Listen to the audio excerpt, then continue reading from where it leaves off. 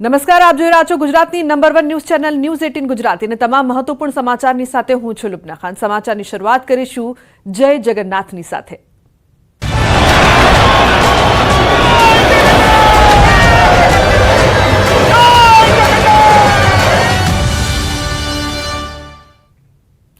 તો ભગવાન જગન્નાથને સોનાવેશનો શણગાર આવતીકાલે નાથ નીકળશે નગરચર્યાએ। ત્રણેય રથોની પ્રતિષ્ઠા અને પૂજન વિધિ થશે। રથયાત્રા પહેલા ગજરાજનું પૂજન કરાશે તો સીએમ સાંજે કરશે વિશેષ પૂજા અને આરતી।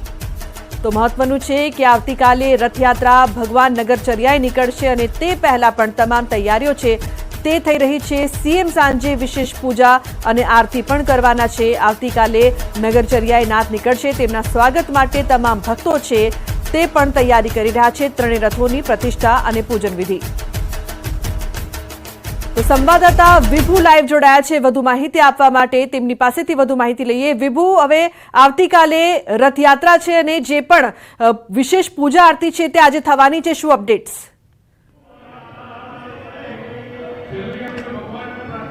લુબના અત્યારે પૂજા આરતી થઈ રહી છે, એટલે કે સોનાવેશના દર્શન છે તે આજે ભગવાનને કરવામાં આવતા હોય છે। ત્યારે મંદિરમાં આપ જોઈ શકો છો કે ભગવાનના જે અલંકાર છે, આજે સોનાના અલંકાર છે તે ભગવાનને અર્પણ કરવામાં આવતા હોય છે મંદિર દ્વારા। પુરીમાં પણ આ પરંપરા છે તે યથાવત છે અને અમદાવાદમાં જે જગન્નાથ મંદિર છે તેમાં પણ આ પરંપરાગત આ સોનાવેશની વિધિ છે તે રથયાત્રાના આગલા દિવસે જે કરવામાં આવતી હોય છે। મંદિરમાં જે વિધિ ચાલી રહી છે, સાથે જ ગૃહમંત્રી હર્ષ સંઘવી પણ અહીં પહોંચ્યા હતા અને વિધિમાં તેઓ પાર્ટિસિપેટ થયા। સાથે સાથે ભગવાનના દર્શન કરી અને શાંતિપૂર્ણ રથયાત્રા પૂર્ણ થાય તે માટેની પ્રાર્થના ભગવાન જગન્નાથના ચરણોમાં કરી છે। અત્યારે આપ જોઈ શકો છો કે મંત્રોચ્ચાર સાથે વિધિ થઈ રહી છે અને ત્યારબાદ આજે સોનાવેશની વિધિ થઈ ગયા બાદ ગજરાજોનું પૂજન કરવામાં આવશે, કારણ કે કહેવાય છે કે ગજરાજો છે તે ભગવાનના રથયાત્રાની આગેવાની છે તે લેતા હોય છે અને તે પહેલા એટલે કે આજે 18 રથ ગજરાજોનું છે પૂજન કરવામાં આવશે। ત્યારબાદ ત્રણેય જે રથ છે તેની રથની મંદિરના પરિસરમાં પ્રતિષ્ઠા કરવામાં આવશે, પૂજા અર્ચના કરવામાં આવશે। સાંજે જે સંધ્યા આરતી છે તેમાં મુખ્યમંત્રી ઉપસ્થિત રહેશે અને તેઓ મહાઆરતીનો લાવો લેશે। ખાસ કરીને જે 18 કિલોમીટરની રથયાત્રાનો રૂટ છે તેનું નિરીક્ષણ આજે જે કરવામાં આવશે પોલીસના કાફલા સાથે, જે 2 દિવસથી રિહર્સલ ચાલી રહ્યું છે। સાથે સાથે આજે ગૃહમંત્રી પણ નિરીક્ષણ છે તે કરશે। બિલકુલ વિભુ, આપને પણ હું પૂછવા માંગીશ કે જે પ્રકારથી રથયાત્રા છે ને ભક્તો વર્ષોથી તેની રાહ જોતા હોય છે, ભક્તોમાં કેવો ઉલ્લાસ અને ઉત્સાહ આપ જોઈ રહ્યા છો? મંદિરમાં કેવી રોનક? વિભુ, આપ ત્યાં અત્યારે ઉપસ્થિત પણ છો।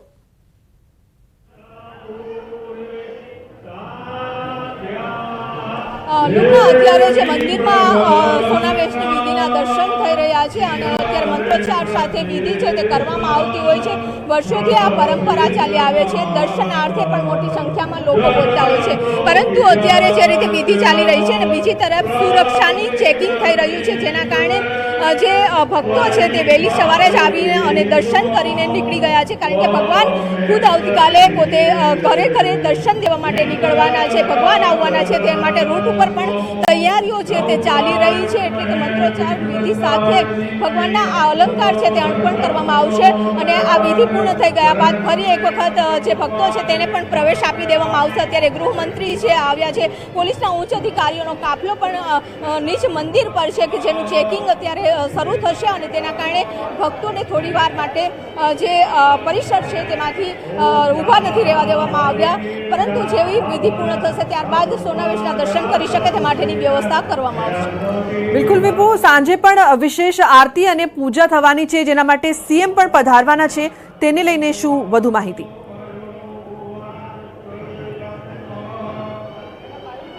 લુબના જે રીતે અત્યારે વિધિ થઈ રહી છે અને જે સાંજે આખો દિવસની આજે સોનાવેશની જે વિધિ હોય છે કે સોનાવેશની વિધિ થઈ ગયા બાદ સોનાના અલંકારો છે ભગવાનને પહેરાવવામાં આવે છે, એવું સોનાવેશમાં ભગવાનના દર્શન થાય છે અને ત્યારબાદ ગજરાજોનું પૂજન થશે। ગજરાજોનું પૂજન થઈ ગયા બાદ 3 કલાકે ત્રણેય મંદિરની પ્રતિષ્ઠા છે તે મંદિરમાં કરવામાં આવશે, પૂજા વિધિ કરવામાં આવશે, ત્રણેય રથનું પણ આરતી છે તે કરવામાં આવશે। આરતીમાં પણ જે વિપક્ષના નેતાઓ છે તેઓ અહીં ઉપસ્થિત રહેશે। ત્યારબાદ સંધ્યા આરતી થશે, સંધ્યા આરતીમાં પણ મુખ્યમંત્રી સહિત મહાનુભાવો છે તે ઉપસ્થિત રહેશે.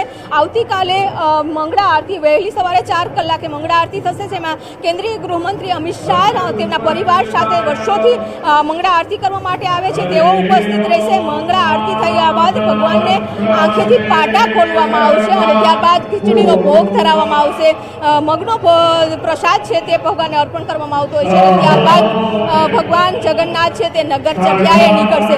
જોકે આ રથયાત્રાનું આમંત્રણ છે વડાપ્રધાન નરેન્દ્ર મોદીને પણ દર વર્ષે આપવામાં આવે છે. એટલે વડાપ્રધાન નરેન્દ્ર મોદી દ્વારા પણ જે સોના વેશના જે દર્શન થતા હોય છે, ત્યારબાદ ભગવાન જગન્નાથનો જે પ્રસાદ છે તે વડાપ્રધાન નરેન્દ્ર મોદી પણ છે તે દર વર્ષે મોકલતા હોય છે. સાથે સાથે તમામ જે સમાજના અગ્રણીઓ છે તે પણ આજે મંદિરમાં દર્શન કરવા આવશે. એટલે કે આજે આખો દિવસ છે તે ભક્તો પણ દર્શન કરી શકે તે માટેની વ્યવસ્થા છે કરવામાં આવી છે. બિલકુલ વિભુ, સમગ્ર રૂટની જો વાત કરવામાં આવે તો સમગ્ર રૂટને લઈને પોલીસનો પણ ચુસ્ત બંદોબસ્ત છે તે ગોઠવી દેવામાં આવ્યો છે. કોઈ પણ જાતની કચાશ ન રહે તેનું પણ વિશેષ ધ્યાન રાખવામાં આવ્યું છે. તેને લઈને શું વધુ માહિતી વિભુ? લુમના આખો જે રૂટ છે એટલે કે 18 કિલોમીટરની આ રથયાત્રા છે નિજ મંદિરથી જ્યારે નીકળે છે અને સરસપુર સુધી આ રથયાત્રા છે તે જતી હોય છે. એટલે કે રૂટની જો વાત કરીએ તો મંદિરથી લઈ રથ અને ત્યારબાદ સરસપુર સુધી 18,000 પોલીસનો કાફલો છે તે તૈનાત રહેશે. ઉચ્ચ અધિકારીઓ છે તે ઉપસ્થિત રહેશે. સાથે સાથે સીસીટીવીની નજર રાખવામાં આવશે, ડ્રોન કેમેરાથી પણ નજર રાખવામાં આવશે, મૂવેબલ કેમેરા પણ રાખવામાં આવશે. ભગવાન અને ભક્તોની સુરક્ષામાં કોઈ જ ખામી ન આવે તે માટે ગુજરાત પોલીસ સજ્જ બની ગઈ છે. આજે પણ રૂટનું નિરીક્ષણ કરશે. જ્યાં મુસ્લિમ આગેવાનો છે તે પણ જ્યારે રૂટનું નિરીક્ષણ થતું હોય છે ત્યારે તેઓને આગતા સ્વાગતા કરવા માટે ઊભે છે. એટલે કે કોમી એકતાની પણ આ એક રથયાત્રા કહેવાય છે, જેમાં તમામ ભક્તો છે તે જોડાય છે. ત્યારે ભક્તો અને ભગવાનની ખાસ કરીને ભગવાનના જે 3 રથો હશે એ રથની જે સુરક્ષા છે એન્ટી રેપિડ એક્શન ફોર્સ છે તે કરતી હોય છે. એટલે કે આરએફઓ દ્વારા તમામ જે 3 રથ છે તેનું રક્ષણ કરતી હોય છે. સાથે જ જે ગુજરાત પોલીસમાંથી એટલે 18,000 પોલીસ હશે, જેમાં મહિલા પોલીસ અને તમામ સ્ટાફ છે તે ઉપસ્થિત રહેશે. ફરી એક વખત આપણે દ્રશ્યો બતાવીશું કે અત્યારે મંદિરમાં જે વિધિ થઈ રહી છે એટલે અત્યારે મંદિરથી લઈ અને સરસપુર સુધીનો સુરક્ષા વ્યવસ્થાનો કાફલો છે તે ગોઠવવામાં આવ્યો છે. જી બિલકુલ વિભુ, આભાર સમગ્ર માહિતી બદલ. તો રથયાત્રાને લઈને તમામ તૈયારી, જગન્નાથના સોના વેશના દર્શન.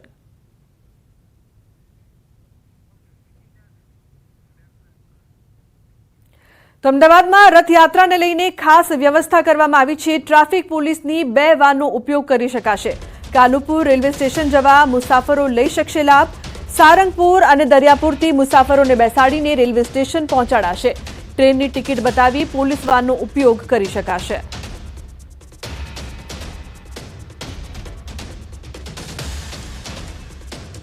જે મુસાફરો કાલુપુર રેલવે સ્ટેશન જનાર છે એ મુસાફરોને દરિયાપુરથી બંધ હોવાથી દરિયાપુરથી અમારી અમદાવાદ શહેર પોલીસ તરફથી એસએમએલ ગાડીની વ્યવસ્થા, ફ્રી સર્વિસ, ફ્રી સેવા શરૂ કરવામાં આવી છે કે જે એસએમએલ ગાડી સારંગપુર સર્કલથી પણ કાલુપુર રેલવે સ્ટેશન જતા મુસાફરો માટે રેલવેની ટિકિટ બતાવી અને એમાં ફ્રી એમને રેલવે સ્ટેશન સુધી પહોંચતા કરવામાં આવશે.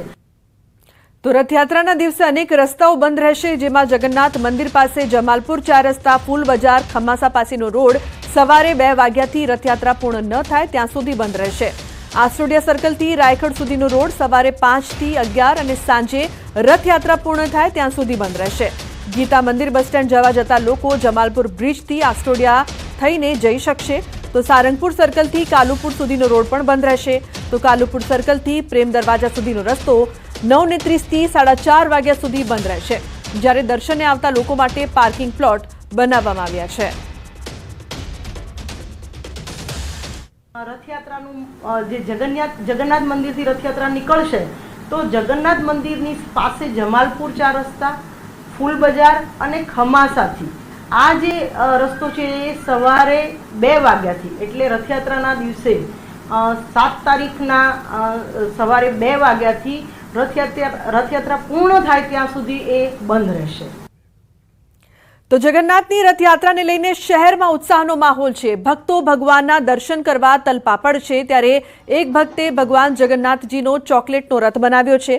અમદાવાદના શિલ્પા ભટ્ટ દ્વારા ચોકલેટના 3 રથ અર્પણ કરવામાં આવ્યા છે।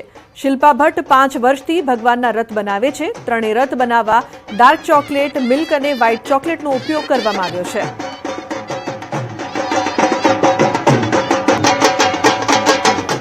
ભગવાન જગન્નાથ નગરચર્યાએ આવતીકાલે નીકળશે અને પહેલા જ જે ભક્તો છે તે ખૂબ જ ખુશ છે। ભેટ સોગાતો છે તે આપવા માટે મંદિરે આવતા હોય છે। વર્ષોથી શિલ્પાબેન છે કે જે ચોકલેટમાંથી રથ બનાવે છે। આ વર્ષે 3 રથ બનાવ્યા છે અને 3 રથ છે ચોકલેટમાંથી બનાવેલા છે। ખૂબ જ મહેનત કરવામાં આવતી હોય છે અને અત્યારે હવે 3 રથ છે તે મંદિરને અર્પણ કરશે, ભેટ આપશે। શિલ્પાબેન, અત્યારે મંદિરમાં ભેટ કરવા માટે આવ્યા છો। દર વર્ષે તમે રથયાત્રા પહેલા રથ છે ચોકલેટના તે આપતા હોય છો। કેટલી મહેનત કરવી પડી છે આ વખતે, ને ગરમી પણ છે એટલે ચોકલેટ ગળગી ના જાય એટલા માટે કઈ પ્રકારની? આમ તો નોર્મલ ટેમ્પરેચરમાં રહેતું હોય છે, પણ આ વખતે 3 રથ બનાવ્યા છે અને 4 દિવસની મહેનત થઈ છે। અને એકચ્યુઅલમાં મારું 5મું વર્ષ હતું, એટલે એવું હતું કે મારા ફેમિલી, ફ્રેન્ડ્સ બધાને સાથે લઈને વાતે ગાતે ભગવાનના મંદિરમાં આવી, એટલે ત્યારે બધાને લઈને આવી છું સાથે। તો વાતે ગાતે જે ચોકલેટનો રથ છે તે ભેટ કરવા માટે મંદિર આવ્યા છે। કેમેરામેન નિલેશ સોસા સાથે દીપ પટેલ, ન્યૂઝ 18 ગુજરાતી, અમદાવાદ। તો અન્ય મહત્વપૂર્ણ સમાચારની જો વાત કરીએ તો છેલ્લા 24 કલાકમાં રાજ્યમાં 131 તાલુકામાં વરસાદ વરસ્યો છે। 45 તાલુકામાં 1 ઇંચથી પણ વધુ વરસાદ નોંધાયો છે। સૌથી વધુ સુરતના ઉમરપાડામાં વરસાદ નોંધાયો છે। ઉમરપાડામાં 5 ઇંચ, વાંસદામાં 4.6 ઇંચ વરસાદ, તો કપરાડામાં 4.5 ઇંચ વરસાદ, ખેરગામમાં 4.4 ઇંચ વરસાદ વરસ્યો છે।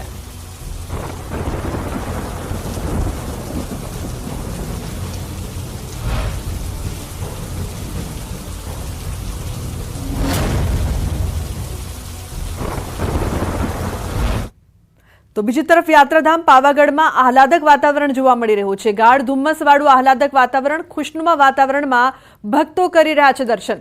વાદળો જાણે કે માથા ઉપર અડકી જતા હોય એવો અહેસાસ સહેલાણીઓ કરી રહ્યા હોય એવા દ્રશ્યો જોવાયા છે।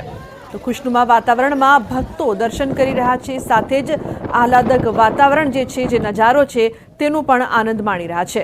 તો ગાઢ ધુમ્મસ વચ્ચે વાતાવરણ છે તે આહલાદક, વરસાદ સતત વરસી રહ્યો છે। બીજી તરફ ધુમ્મસ જેવું વાતાવરણ પણ જોવા મળી રહ્યું છે। તો અત્યારે આપ જોઈ રહ્યા છો પાવાગઢના આ દ્રશ્યો।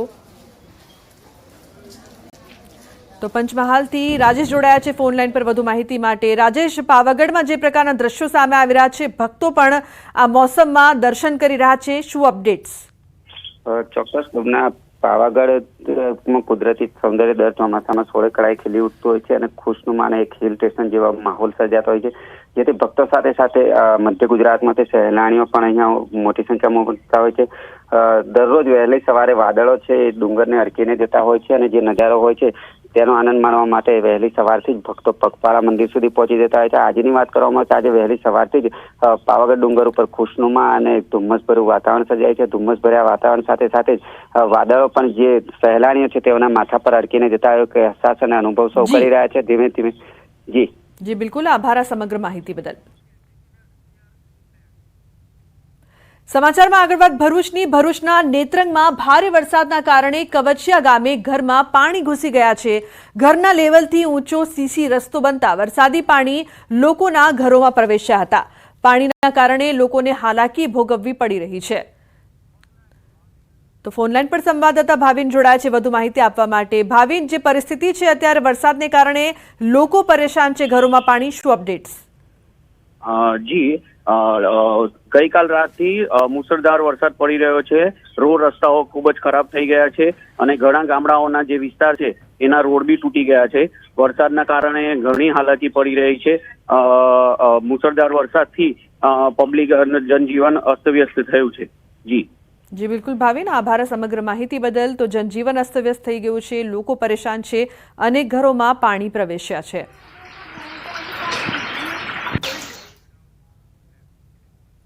અને મહત્વપૂર્ણ સમાચાર ભરૂચથી। ભરૂચ નગરપાલિકાની સામે આવેલા ડ્રીમલેન્ડ પ્લાઝા શોપિંગ સેન્ટરમાં ઉપર છાજલીનો ભાગ ધરાશાયી થતા અફરાતફરી મચી છે। શોપિંગ સેન્ટરનો ઉપરનો ભાગ જર્જરિત હાલતમાં હતો, તેને ઉતારવાનું કામ ચાલી રહ્યું હતું અને આ સમયે આ દુર્ઘટના સર્જાઈ હતી।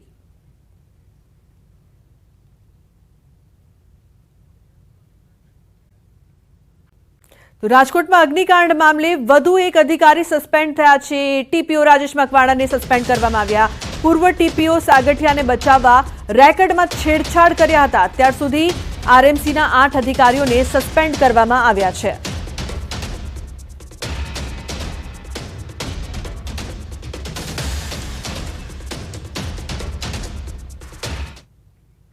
તો અન્ય મહત્વપૂર્ણ સમાચાર અમરેલીથી. દરિયામાં જોવા મળ્યો છે કરંટ. જાફરાબાદના દરિયા કિનારે પવન સાથે ઉછળ્યા છે મોજા.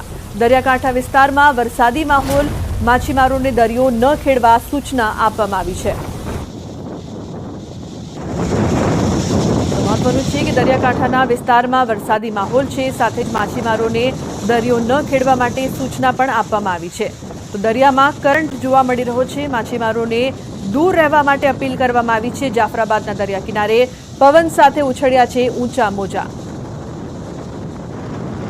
તો દરિયાકાંઠા વિસ્તારમાં હાલ વરસાદી માહોલ જોવા મળી રહ્યો છે.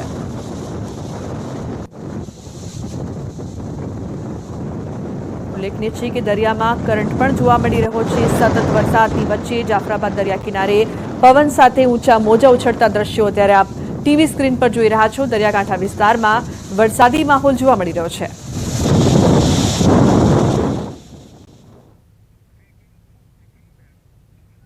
તો મહેસાણાથી મહત્વપૂર્ણ સમાચાર. ફૂડ વિભાગનો સપાટો. 12 થી વધુ રેસ્ટોરન્ટમાં હાથ ધરાઈ છે તપાસ. દૂધની બનાવટ સહિતની વસ્તુની તપાસ. ખાદ્ય પદાર્થોના સેમ્પલ લેવાની તજવીજ હાથ ધરવામાં આવી છે. 12 થી વધુ રેસ્ટોરન્ટમાં તપાસ હાથ ધરવામાં આવી રહી છે. ખાસ કરીને દૂધની બનાવટ સહિતની વસ્તુઓની ખાસ તપાસ કરવામાં આવી રહી છે.